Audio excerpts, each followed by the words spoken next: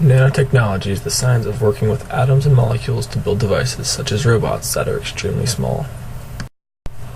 In 1959, scientist Richard Feynman gives a talk at the American Physical Society meeting titled "There's Plenty of Room at the Bottom." Without ever using the word, he describes foundational concepts in nanotechnology. In 1981, Gerd Binnig and Heinrich Rohr invent the scanning tunneling microscope, which for the first time enables scientists to see and manipulate individual atoms.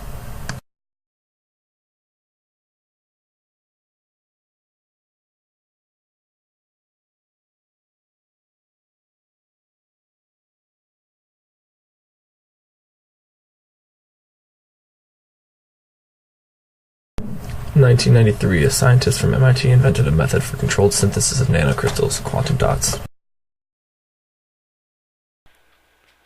Today, nanotechnology is present in our everyday life, in our clothing, and even in our sunscreen.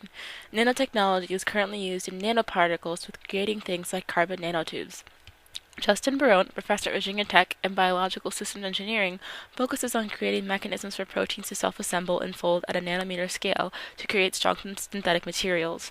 It is possible that these materials could eventually be used to replace things like Kevlar.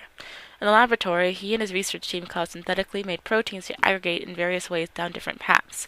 Each path created a specific end structure because of how the proteins ended up forming fibers.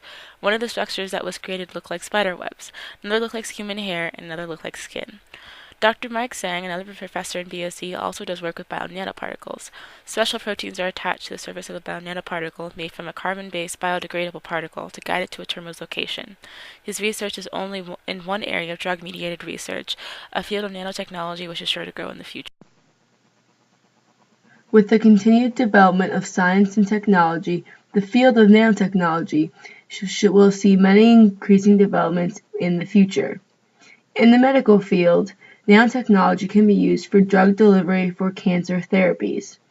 This field works through using the nanotechnology to penetrate the cell barrier and work from within the cell.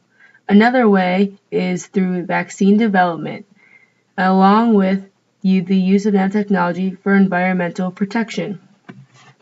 It will also be seen in the use of producing materials.